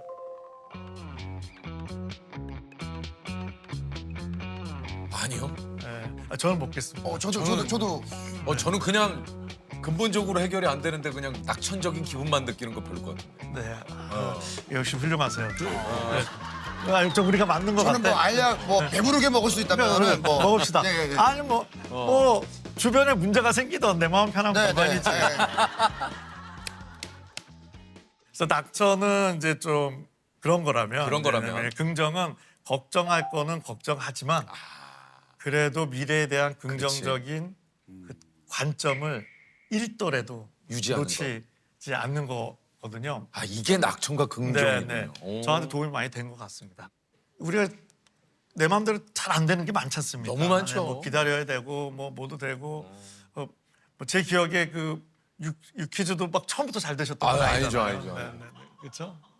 불안함에 뭐 일주일을 뭐 네, 그냥 네. 예, 또 방송 저도- 나가고 나면 또 뭐. 저도 뭐 같이 보면서 아슬아슬했었는데 네, 네, 저는 진짜 네. 네, 네. 저희가 막 타로도 보고 했었어요. 그러니까요. 근데 그분이 근데 그 타론 쌤이 그분이- 그랬어. 대관식은 준비가 돼 있다. 네. 그리고 그분이 시청률도 5% 정도 나올 것 같습니다. 하길래 형이 지금 현재 몇 프로 정도 되시냐? 저희는 지금 한 지금 2점 몇 정도. 나오고 있어요. 와, 2점 뭔가 좀 폭발력을 가지려면 예를 들어 3? 뭐 크게는 한 4 정도 가면 대박이죠. 이건 초대박이지. 그렇죠. 5 가면 뭐 난리 나는. 이건 초대박이에요. 4, 5 대박이다 할지 모르겠지만 나는 거기가 전혀 불가능하다 보지 않다는 거죠. 파티장에 준비를 하는 거. 링겔 투혼이 필요합니다. 링겔 투혼. 네. 지금도 열심히 하신다고 했는데 저는 그보다 더 열심히 하고 있으니까 내가 모르고 있는 내 안에 뭔가 더 있다는 얘기죠. 그렇죠. 잠재력을 터트려셔야죠. 알겠습니다. 나오면서 우리가 또 이분 잘 못 보시는 것 같은데 그러는데 실제로 그게 이루어졌어요. 그러니까요. 아까 말씀드렸지만 무기력이라는 게 사람이 부정적으로 바뀌는 거거든요. 까만 지하실에 있어도 그 한 줄기 빛, 유퀴즈 5% 나올 거야. 이런 거죠. 이렇게 될지는 모르는. 그러니까 아니 그래서 그런 거 있어요. 가끔 이제 그런 긍정적인 마인드를 장착하기 위한 내 스스로의 주문일 수도 있고 파이팅! 아자 오늘도 힘내자. 좀 그러니까 뭐 어떻게 보면 이게 셀프 긍정이라고 할까요? 그러니까 모든 일에 좀 긍정적인. 근데 이런 친구들이 가끔 보면 주변에 며칠 뒤에 링거 맞고 그러더라고요. 네, 네. 뭐 제가 대표적인 케이스. 요건 어떻습니까? 셀프 긍정. 이거 중요하죠. 중요하죠. 근데 이제 무기력의 시대에는 그걸 한 90% 가져가되 하루에 1시간 정도는 괜찮아. 최선을 다했어. 그렇지. 그거를 이제 연민, 위로라고 합니다. 그래서 마인드 컨트롤과 그러니까 마음을 조종하는 거와 내 마음을 위로하는 거를 그래도 한 9대 1로는 좀 섞는 게 필요하다는 거죠. 제가 시청자분들께 10번만 화이팅하면 채널 다 돌리실 겁니다. 네. 왜냐하면 그게 나쁜 게 아닌데 그쵸. 우리 마음이 되게 이중성이 있거든요. 그래. 저 뭔지 너나 알아. 화이팅 하세요. 뭐 이렇게 이제 그래. 뭐 내 기분은 그렇지 않은데 뭐 네가 파이팅 한다고 내가 파이팅이 되냐? 이러실 수도 있고. 그래서 참 화이팅 하는데 이 하루를 좀 마감할 땐 그래도 지치고 힘들거든요. 내 뜻대로 안 될 때 잘했어. 뭐 나는 손흥민이야. 모르는 게 약이야. 뭐 여러 가지 걸 쓰면서 한번 나를 꼭 안아주는. 그러니까는 완벽주의 때문에 고민해서 오시는 분들이 많습니다. 네. 완벽주의 자체는 나쁜 게 아닌데 요즘 완벽주의가 과불안으로 갔고. 그래서 이거를 완벽주의를 좀 이렇게 적용하는 게 저는 중요하다고 생각합니다. 일을 할 때는 완벽주의로. 하지만 일이 끝나고 나서는 결과가 어떻든 받아들이는. 꼭 안아주는 위로를. 그렇지. 그러면 되지. 이게 아마 중장기적으로도 그게 중요하죠. 네, 롱런할 수 있고 맞아요. 더 좋은 그겁니다. 결과를 낼 수 있죠. 열심히 일한 날일수록 하루를 마감하는 엔딩 감성이 짜증나, 피곤해 이렇게 되기가 쉽습니다. 송혜교님 편이 생각나더라고요. 이제 뭐 행복일기, 긍정일기 쓰기이죠. 많이 힘드셨을 때 저녁에 자기 전에는 오늘 하루 감사했던 10가지를 적는 거를 5년을 했어요. 5년을요? 네. 오늘 날씨가 좋은 것도 감사하고 너가 굶지 않고 밥을 먹은 것도 감사하고 그런 소소한 것들을 감사하기 시작하니까 너무 많더라고요.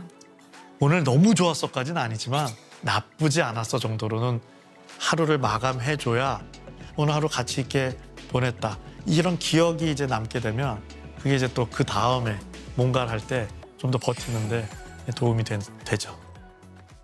아니 그 정신과 의사로 사는 건 좀 어떻습니까? 정신과 의사로 사는 것 한 30년 했을 때 후회했습니다. 왜요? 제가 30년 정신과 의사하고 깨달은 게 내 마음이 내 마음대로 안 되는 걸 깨달아서. 그렇죠. 원래 내 마음대로 안 되잖아요, 내 네, 뜻대로. 되는 줄 알고. 아, 그걸 그래서 이제 그 공부를 또 하셨고. 네, 솔직히 얘기하겠습니다. 피부 미용 레이저를 할 걸. 왜요? 좋지 않습니까? 확실히 그거는 도움도 드릴 수 있고. 아, 저는 좀 정신과에도 왜 레이저 치료기기가 안 나오는지. 레이저 치료 좀 확실한 어떤. 그렇죠. 마음이 아파요, 무기력해요. 그러면 이 침대에 누우세요. 그럼 마음에 이렇게 레이저를 착. 그걸로 지워드릴게요.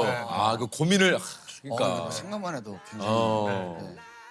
내 마음 상태와 무관하게 오늘 하루 버티면서 하겠어. 이렇게 좀 단순화시켜서 하는 게 필요하다고 생각합니다. 없어질까 말까 했는데 네, 끝까지 버텨서 이렇게 대한민국 최고의 프로가 된다는 그 과정도 보면서 힐링을 받는 겁니다.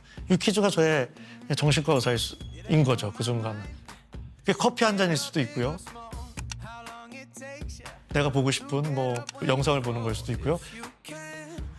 실제 미니 산책을 하는 걸 수도 있고 행동하면 다시 내 마음에 조금씩 불이 지펴질 겁니다.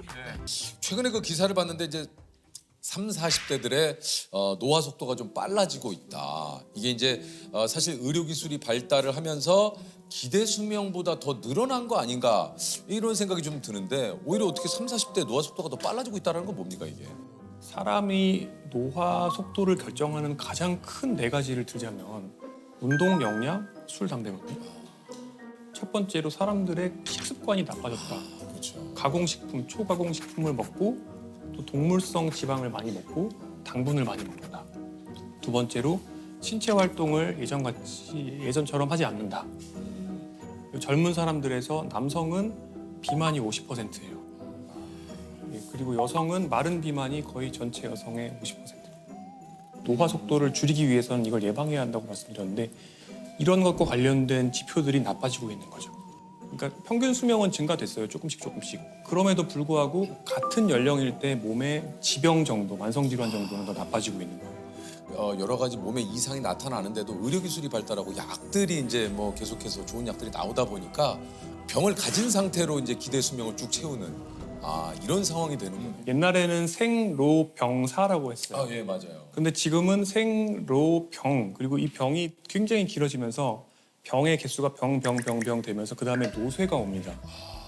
노쇠가 오고 그럼 기능이 떨어지고 간병인이 필요해지고 요양병원 가고 요양원 가고 이 기간이 쭉 늘어나서 10년, 15년 되는 거죠. 그래서 노쇠 다음에 돌봄 요구 그리고 사망이 되는 거예요. 그러니까 그 기간 뒤쪽 병사가 쫙 늘어난 겁니다. 생로병사인데 생로병사. 네. 오늘 교수님 너무 뼈를 때리셨어요. 네, 실은 그래서 젊은 분들이 일찍부터 만성 질환을 앓게 되는 문제는 이 병의 기간을 더 늘릴 수 있다는 거죠.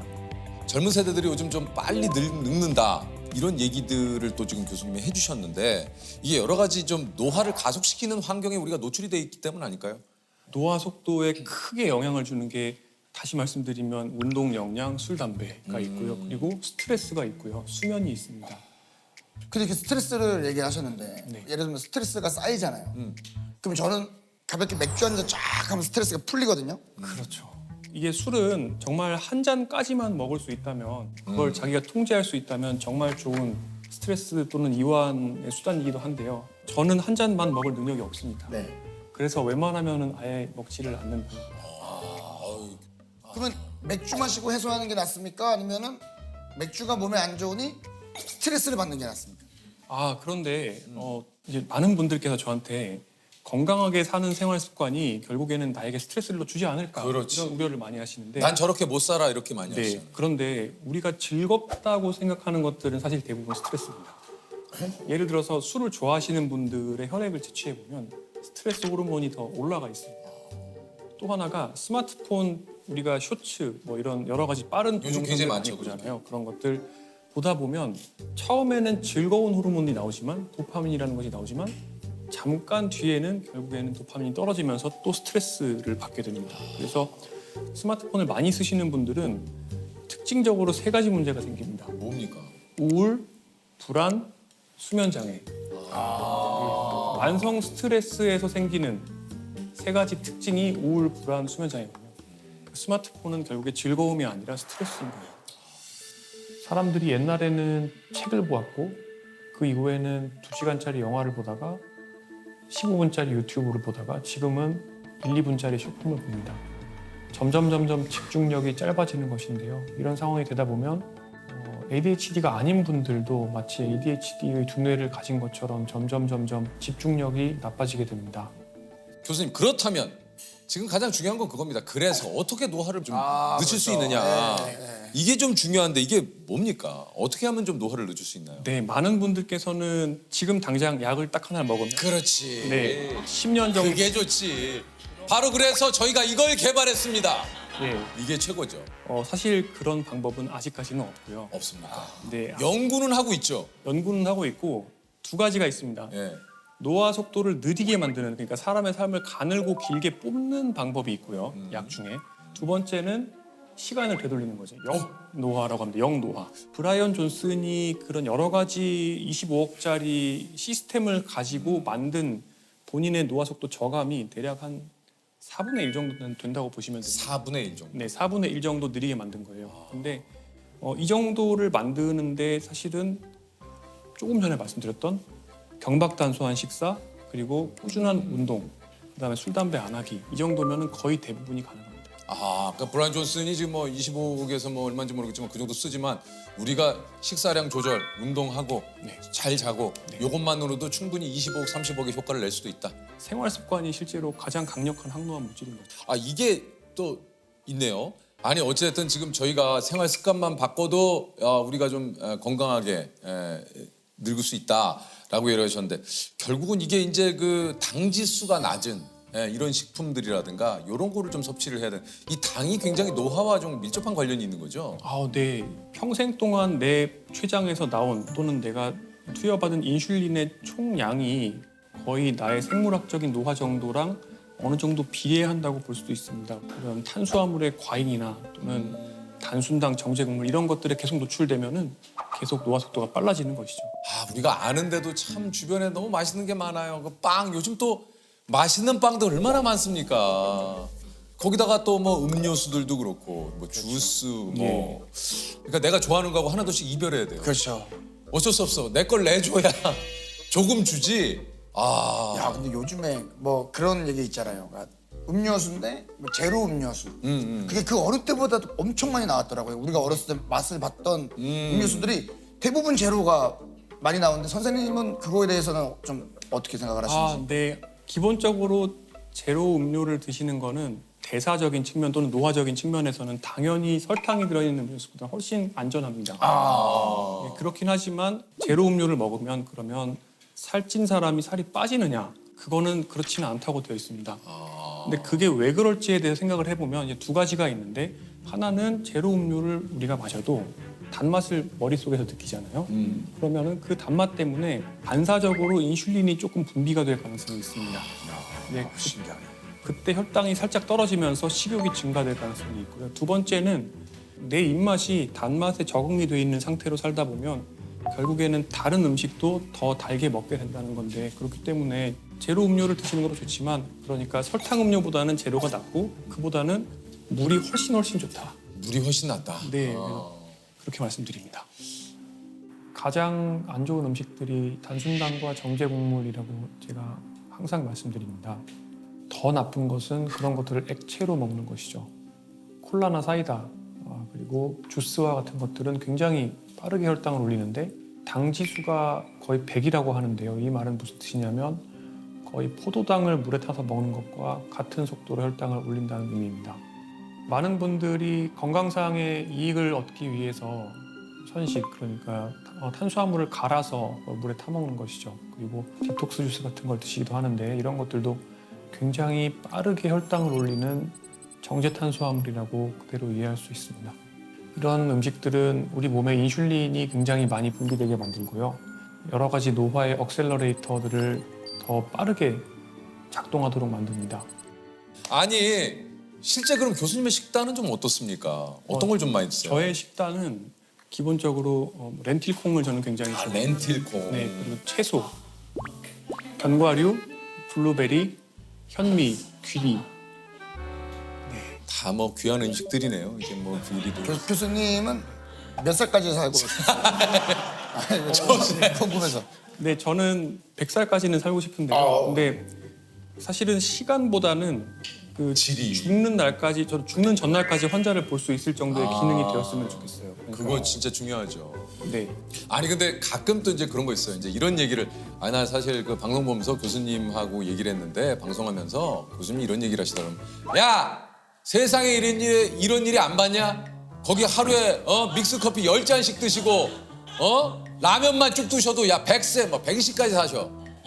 이런 건 어떻게 되는 겁니까? 맞습니다. 제가 이 말씀을 드리면 꼭 반례를 제시하면서 뭐 워런 버핏은 콜라를 매일 먹는 네. 10대. 그리고 뭐 어떤 어르신은 80세까지도 지금까지도 담배 빡빡 피신다. 그죠. 그 일단은 건강에는 요행이 없습니다. 제가 그런 분들한테 드리고 싶은 답변은 그러면 직장도 그만두시고 매일 복권을 사십시오. 복권 당첨될 가능성 굉장히 낮잖아요. 그러니까 그런 마인드로 살고 싶으신 거죠. 술, 담배 다 하고 운동 안 하고 비만해지면서 막 초가공식품 먹고 이렇게 하면 결국에는 한 60대 정도가 되면 이미 만성 질환이 많아지게 되고, 근데 문제는 사람은 어떤 쾌락에 적응하는 특성이 있어요.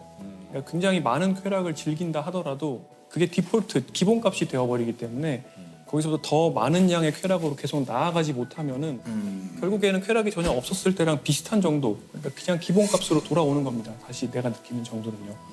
그러다 보니까 이걸 증가시키는 방향으로 할 수 있는 걸 다 해도 만족을 못해요. 이게 투자를 하는 것과 비슷해요. 우리가 저금을 하잖아요. IRP 계좌에 돈도 집어넣고 또 투자도 사람들 요새 특히 젊은 분들 투자에 굉장히 관심 많으시잖아요. 자산 포트폴리오 관리가 제대로 안 되면은 어떻게 보면 좀 경제적으로 어려운 노후가 될 수 있고, 건강 포트폴리오 관리가 되어 있지 않으면 굉장히 긴 기간을 유병장수 그리고 돌봄이 필요한 기간을 보내게 될 수밖에 없습니다. 맞습니다. 뭐 결국은 이제 본인이 선택하고 본인이 책임져야 되기 때문에 여긴 또 어떻게 살지에 대해서는 또 본인이 잘 생각을 또 해보시는 게 좋을 것 같아요. 아니 이게 좀 그 노화에 관심이 굉장히 또 뭐 많은 분들이 또 계신 만큼 이게 속설도 정말 많은데 요걸 한번 교수님께 하나씩 한번 여쭤볼게요. 네. 네, 속설. 40대부터는 10년에 1cm씩 키가 줄어든다. 이거는 오고요. 그러니까 줄더라고. 제가 줄었어. 약간 세모일 수도 있지만 어쨌든 오에 가깝습니다. 왜냐하면 인구 평균으로는 그 정도가 줄어들지만 더 빨리 줄어드는 사람도 있고 더 천천히 줄어드는 사람도 있는데, 근데 더 빨리 줄어드는 사람들은 보통은 뼈 밀도도 나쁘고 조금 더 자세도 안 좋거나 근육량도 적거나 좀 더 빨리 노쇠해질 가능성이 있어요. 자, 다음입니다. 너무 격한 운동. 그러니까 격한 운동은 오히려 노화를 부른다.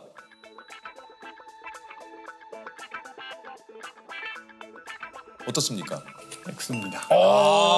아닙니까? 네, 격한 운동은 노화와 연관이 되어 있는 활성산소가 많이 만들어지게 만들긴 하지만 오히려 격한 운동에 의해서 발생하는 활성산소는 우리의 노화를 늦춥니다. 미토콘드리아의 건강을 좋게 만들어주고 또 우리 몸에 있는 여러 가지 찌꺼기들을 제거해주는 효과가 있습니다. 그리고 격한 운동을 오랫동안 유지한 전문 운동가들을 보면 80대, 90대가 되었을 때 신체 기능과 인지 기능이 젊은 사람들의 거의 버금갈 정도가 됩니다. 자, 다음입니다. 평소 자신의 나이를 생각하지 않고 살면 더 젊게 살 수 있다. 그거 오다. 망각. 그러니까 망각이죠, 망각. 야, 난 몰라 나이. 그 뭐야? 좀 회피.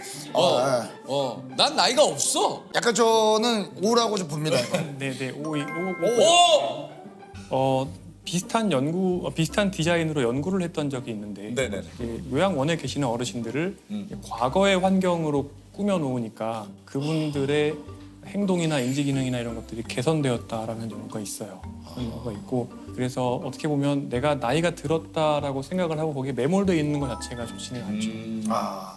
요거 어떻습니까? 외로움을 잘 느끼는 사람이 더 빨리 늙는다. 그것도 사실입니다. 오입니다. 왜냐하면 이건 여러 가지 연구 결과가 있는데 최근에 어떤 얘기를 제가 신문 기사에서 봤냐면 외로움을 심하게 느끼는 것은 담배 하나 피는 정도의 가속 노화 효과가 있다라고 하는데 사회관계망 정도가 실제로 생물학적 노화 속도랑 관련이 있다는 연구들이 있습니다. 그렇군요. 약간 노년내과라 가면 막 또 그런 얘기도 많이 하신다고 그래요. 영양제 뭐 먹으면 되냐고. 아, 네. 어디 네. 가도 그걸 꼭 물어보시더라고요. 그렇죠. 저도 안 그래도 끝나고 여쭤보려고 했어요. 아, 정말요? 네. 네. 사실 영양제로 판매되는 것들 중에 노화를 좋게 만들 수 있는 것은 아직까지는 알려진 거 없습니다. 그러면은 교수님은 어떤 거 좀 챙겨 드세요? 그냥 뭐 그냥 보통 이렇게 다 물어보죠. 예, 그냥. 아니 뭐 그러면은 교수님은 뭐 드세요? 네, 뭐 드세요? 아니 뭐 드시는 거 있을 거 아니에요? 예, 예. 네, 저는 먹는 게 없습니다. 없어요? 비타민 C. 네, 먹지 않습니다.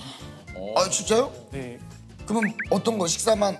귀리, 귀리, 렌틸콩. 아 그런 것들 다. 네. 아, 제가 블루베리랑 견과류는 먹습니다. 제가 소개해드리겠습니다. 희망과 절망의 경계선에서 마음의 골든타임을 지켜내는 예일대 정신과 교수 나종호 교수님이십니다. 아유, 안녕하세요.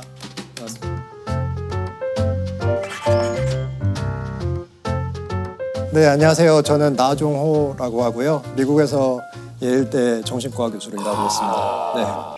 이게 이제 교수님이 서울대 심리학과를 나와가지고 서울대 의학전문대학원을 진학을 해서 하버드 보건대학원에 가셨다가 뉴욕대 정신과 레지던트를 거쳐서 지금은 예일대 의과대학에서 근무하시는 거죠? 네, 맞습니다. 야, 이름만 들어도 뭐 그냥 아니, 명문대를 뭐 하버드까지 거쳐서 뭐 어디서 얘기하면 거짓말이라고 하겠어요. 아니 진짜 서울대 심리학과를 나와가지고 야, 아니 이게 이 과정 다 거치려면 이게 몇 년 걸립니까 이게? 심리학과 4년이고요. 의과대학 4년. 4년, 8년. 보건 석사 1년. 1년. 레지던트 4년. 그다음에 펠로우 1년. 14년. 아, 그러면 거의 나의 20, 30대의 대부분을 그렇죠. 그냥 공부로 보내신 거예요?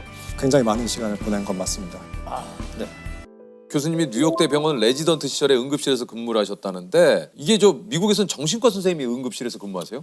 네, 미국에서는 자살 생각이나 이렇게 스스로 목숨을 끊고 싶다는 생각이 들면 병원에 가는 게 좀 어느 정도 보편적으로 받아들여지는 아, 네. 그래요? 네, 그리고 뉴욕 같은 경우에는 이제 주마다 조금씩 다른데 응급실에 정신과 응급실이 따로 있는 데가 있어요. 그래서 신체적인 응급실이 따로 있고 정신적 응급실이 따로 있는 거예요. 야, 이거는 참 또 몰랐어요. 네. 미국은 응급실에 정신과가 또 따로 있다라는 게. 이제 밤에 응급실에 올 정도면 굉장히 그렇죠, 위급한 그렇죠. 상황이잖아요. 네. 그래서 자살 생각이라는 게 결국 썰물처럼 이렇게 들어왔다가 다시 나갔다가 이렇게 하거든요. 그래서 그 시간을 확보해 드리는 게 가장 중요하고요. 사실 정신과 약이라는 게 이렇게 먹자마자 바로 드는 게 아니라 좀 시간이 필요하기 때문에 거기에서 어떤 직접적인 치료를 한다기보다는 이제 시간을 가지고 네네 그렇게 하는 겁니다. 그 어떤 충동을 느끼고 실행에 옮기기까지 시간이 어느 정도 걸리나요? 보통 평균적으로 10분 정도 걸린다고 해요. 10분이요? 네, 그래서 굉장히 짧기 때문에 그 순간순간에 개입을 하는 것만으로 이제 자살의 위험성을 상당히 낮출 수가 있어요. 네. 아니 근무를 하시면서 사실 이런 시도를 하셨다가 생존하신 분들도 많이 좀 보셨을 거 아닙니까? 네. 보통 이렇게 그분들께서 이제 깨어나시면 어떤 얘기를 주로 하시나요? 대부분 10중 8구의 경우에는 내가 살아있어서 다행이다라고 말씀을 하세요. 그래서 제가 실제로 뉴욕에서 병원에 일할 때 거기에서 자신 얼굴에 총을 쏜 할아버지가 있었어요. 근데 이게 다행히 비껴가서 여기 일부가 손상이 되신 거예요. 그분한테 이제 제가 살아계셔서 기분이 어떠시냐 이렇게 물었더니 정말 이제 한쪽 얼굴이 손상이 됐기 때문에 웃기도 쉽지 않으신데 살짝 웃으시면서 그래도 살아있어서 다행이다 이렇게 말씀하셨던 환자가 기억에 남아요. 제가 응급실에서 정신과 좀 문제, 특히 자살 생각으로 오신 분들한테 꼭 드리는 말씀이 오늘 병원에 와주신 결정 정말 잘하신 결정이에요. 이렇게 말씀을 드리고요. 용기 내주셔서 고맙습니다. 이렇게 말씀드립니다. 용기 내주셔서 고맙습니다. 네.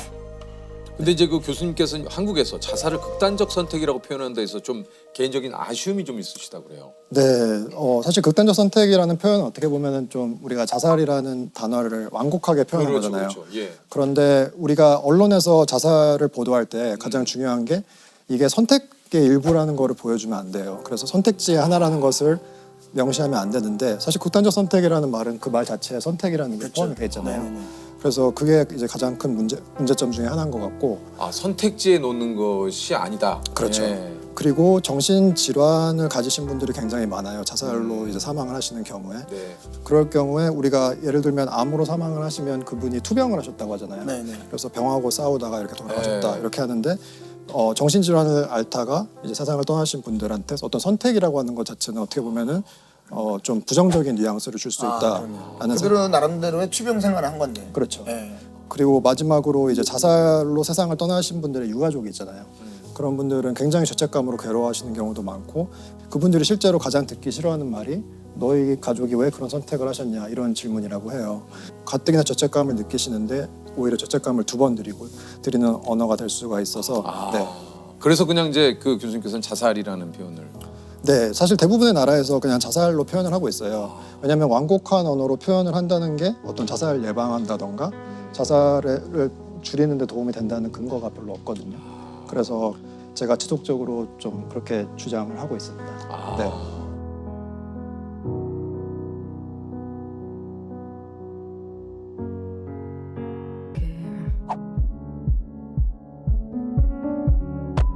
Thought I could fly,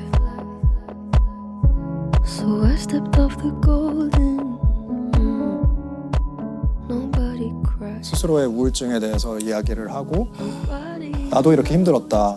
그러니까 여러분도 용기를 내달라. 이런 게 이제 갈수록 그런 문화로 나아가고 있는 것 같아요. 맞아요. 예전에 뭐 예를 들어서 제가 나 요즘 우울해. 야 네가 뭐가 우울해? 너만큼 행복한 사람이 어디 있어? 야, 씨, 내가 너는 춤추고 다닌다. 너 내 얘기 들어볼래? 막 이래버리면 사실 이게 대화가 안 되는 거잖아요, 교수님. 맞습니다. 네. 그럼 제일 좋은 경청할 수 있는 방법은 뭔가요? 나 우울해라고 시작을 했으면. 네. 우울할 친구가 우울하다고 했을 때 그냥 옆을 지켜주는 게 저는 사실 굉장히 중요한 것 같아요. 맞아요. 그리고 이분들이 이제 우울해지기 시작하면 내가 정말 다른 사람의 짐이라고 생각하거든요. 그리고 아까 자살도 결국에는 스스로가 짐이라고 생각해서 이렇게 떠나려는 경우가 많고 그렇기 때문에 이제 그분들한테 너는 나한테 짐이 되고 있지 않고 나는 어디서든지 너를 도와줄 수 있다. 이런 마음을 갖는 게 중요한 것 같아요. 또 우울증을 앓는 분들의 특징이 너무 과거에 집착하거나 그러니까 현재를 살지 못하고 너무 먼 미래를 보기 때문에 그러다 보니까 이제 자기 지금 하루하루 사는 게 너무 힘든 거예요. 예를 들면 침대에서 나가서 밥을 먹고 정말 다 간단한 것들을 해야 되는데 너무 먼 미래 아니면 과거에 이제 잡혀 있기 때문에 그게 힘들어요. 그래서 그분들이 정말 하루하루 일상생활을 할 수 있게 가족분들이나 이런 분들이 식사 안 했으면 식사했느냐 아니면 요새 잠을 못 자는 것 같은데 어떻느냐 이렇게 좀 구체적으로 질문을 하고 중요한 것은 직접적으로 물어보는 거예요. 그래서 우리가 직접적으로 너 혹시 지금 그런 자살 생각을 하고 있니? 하고 있다면 어떤 계획을 세운 적이 있니? 이런 이야기를 하는 게 제일 중요합니다. 오히려 직접적으로 얘기하는 것이 가장 중요하다. 그렇죠. 이제 우리가 만약에 계획을 하고 있으면 생각보다 그걸 말씀해 주시는 경우가 굉장히 많아요. 왜냐하면 그런 질문을 하는 사이는 사실 어느 정도 가까운 사이잖아요. 그래서 그럴 경우에 이제 예방할 수 있는 어떤 계기가 되는 것이죠. 같이 대화를 나누는 게 결국엔 대화가 제일 중요한 것 같습니다. 네. 혼자 두지 않는 게 되게 중요해요. 네. 왜냐면은 정말 같이 있다는 것 자체가 굉장히 큰 힘이 되지 않습니까? 그래서 제 친구가 이제 자살로 그 세상을 떠났어요. 레지던트 동기였는데 마침 그 친구가 떠나기 전주에 같이 당직을 섰어요. 근데 제가 이제 문자를 보냈는데 잘 지내고 있냐? 좀 외롭고 이제 밤새고 그러니까 근데 바쁘진 않은데 좀 왠지 모르게 되게 혼자인 것 같다?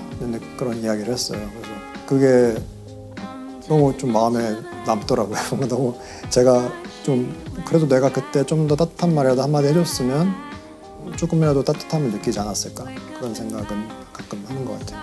내 말을 진심으로 들어주는 사람 한 사람만 있어도 정말 그 사람은 새로운 삶을 살아갈 수 있는 원동력을 얻을 수 있다고. 그래서 정말 힘든 친구가 있으면 같이 뭐 정신과 진료를 받을 수도 있고 뭐 상담을 받을 수도 있고 이렇게 좀 더 자유로울 수 있는 문화였으면 좋겠어요. 이게 이제 환자분들께서 트라우마가 된 사건에 대해서 얘기를 하면 네. 교수님도 저 간접적으로 트라우마를 좀 느끼실 때가 좀 있습니까? 어떠세요? 네, 그렇죠. 근데 제가 이제 만난 환자분들 중에 어렸을 때 부모님이 안 계시고 삼촌한테 지속적으로 학대받던 분이 있었어요. 그런데 그분이 매일 삼촌한테 야구방망이로 맞다가 어느 날은 칼에 찔린 거예요. 그래서 그분이 12살 때 자기로 돌아가서 지금은 청년인데 그때 사건을 복기를 하는 거예요, 제 앞에서. 근데 그건 너무 힘든. 네, 너무 마음이 아프죠. 근데 그 친구가 야구방망이를 삼촌이 휘둘렸는데 그걸 잡은 거예요. 그래서 맞잡고 자기가 그때 알았대요. 자기가 삼촌보다 힘이 세다는 걸. 삼촌은 취해 있었고 나도 이제 키가 많이 컸으니까. 그래서 그때 어떤 생각을 하고 있었냐 이렇게 물어보니까 삼촌이 넘어질까 봐 걱정을 한 거예요. 자기가 이렇게 하면은. 그래서 결국에는 삼촌을 제압하지 못했고 삼촌한테 그날 이제 칼에 찔리는 그런 끔찍한 일을 당한 거예요. 그 환자분께 어렸을 때 가장 행복했던 기억이 뭐냐라고 물어봤더니 거의 뭐 어렸을 때 행복한 기억이 없다는 거예요. 항상 맨날 안 좋은 일만 있었으니까. 근데 한 가지 딱 기억나는 게 그 자기를 맨날 학대한 삼촌이 이렇게 무등을 태워줬다는 거예요. 그걸 들으면서 너무 마음이 아파가지고 제가 환자 앞에서는 잘 안 우는데 정말 참기 힘들었고 근데 막 정말 펑펑 울었던 그런 기억이 납니다. 아이들은 항상 부모를 용서한다고 해요. 근데 정말 그 사건을 들으면서 이 나를 그렇게 매일같이 학대하는 삼촌을 걱정하는 마음이 너무 좀 되게 마음이 되게 아팠던 본인을 네. 그렇게 고통스럽게 하는데도 불구하고 그렇죠. 아이들은 끊임없이 어른들을 용서한다라는 그 얘기가 참 너무 마음이 아프네요. 이게 좀 교수님께도 여쭤보고 싶어요. 교수님은 어떻게 좀 자기 감정을 좀 챙기십니까? 일단 저는 제일 중요한 게 자기 감정을 기록하는 것 같아요. 스스로 물어봐주고 0점에서 100점에서 내 기분이 오늘 어느 정도 됐지 이런 거를 좀 계속 점검을 해봐요. 그래서 만약에 내가 오늘 기분이 뭐 100점이었으면 내가 오늘 어떤 일을 했는지 좀 보는 거예요. 그래서 내가 어떤 일을 할 때 제일 기쁘고 기쁜지 어떤 일을 할 때 스트레스를 받는지 이런 걸 알아서 스스로 어떻게 보면 자기한테 처방을 하는 거죠. 내가 스스로 행복해질 수 있는 것들을 처방을 해서 저 같은 경우는 이제 글쓰기를 좋아하는데 글 쓰는 것을 하루에 뭐 일주일에 3번 정해놓고 쓴다든가 아니면 이제 운동 좋아하시잖아요. 그래서 운동 이렇게 정해놓고 하는 것도 굉장히 도움이 많이 되고요. 네. 아니 그 좀 다양한 환자분들과 얘기를 나누다 보면 그러니까 스스로가 좀 삶에 대한 태도가 좀 바뀌셨나요? 어떤가요? 정신과 의사로 일을 하면서는 좀 너무 배반하는 노력을 좀 많이 본 것 같아요. 그건 뭡니까? 정말 열심히 살고 착하게 살고 성실하게 살았는데 어느 날 갑자기 닥친 트라우마 아니면 불행으로 인해서 인생이 정말 180도 달라지는 거죠. 제가 만난 환자분들 중에 어떤 노숙자분이 계셨는데 어떤 대기업의 임원이셨다는 거예요. 아 진짜요? 네, 10년 전까지. 아내분이 돌아가신 다음에 이제 마약에 중독이 되셔가지고 어떻게 보면은 사회적으로 많이 몰락을 하신 거죠. 근데 그런 과정들을 보면서 어떤 사회에서 말하는 그런 성공이라는 게 정말 약간 신기루 같다는 생각을 많이 했어요. 내가 이룬 것이 물론 내 노력도 있지만 사실 굉장히 많은 부분이 운이었다라는 생각을 많이 하게 돼요. 그래서 제가 정신과 의사로서 할 수 있는 게 무엇일까라는 생각을 많이 하는데 청년들한테 채찍질을 하거나 이런 것보다는 그분들한테 좀 위로를 해드리고 싶다는 생각을 많이 해요, 살면서. 진짜 그런 생각이 좀 많이 듭니다. 이 채찍도 적당히 맞아야 이게 뭔가 스스로가 힘이 되지. 맞아요. 너무 맞으면 아프잖아요. 네. 그리고 나중엔 너무 아프면 막 살이 찢어지는데도 몰라요, 아픈지. 맞아요. 그러니까 그 정도로 스스로에게 너무 가혹하지 않았으면 좋겠어요. 제가 외국에서 보면은 한국 분들 정말 열심히 사세요. 정말이죠. 그러니까 정말 특히 한국 젊은이들 정말 너무 열심히 너무 사는데 열심히 살죠. 너무 자책을 많이 해요. 맞아. 왜냐면 제가 봤을 때는 누구보다 열심히 살고 있는데 맞아요. 뭔가 잘못되면 스스로를 탓하시는 것 같아요. 그래서 좀 자책하지 않으셔도 될 것 같다는 말씀을 드리고 싶어요. 저는 한국 오면 되게 놀라는 게 다들 너무 막 옷도 잘 입으시고 다들 너무 이렇게 완벽한 느낌? 근데 정신건강에는 좀 힘들 수도 있는 것 같아요. 오히려 그런 완벽해야 된다는 마음들이. 그래서 이제는 우리가 좀 조금은 더 스스로한테 관대하고 타인한테도 관대하고 우리가 항상 괜찮을 수는 없고 괜찮지 않아도 그 자체만으로 서로 이해해 주는 것 괜찮지 않아도 괜찮고 다들 그러면은 더 정신적으로 더 건강해지시지 않을까 그렇게 생각을 합니다.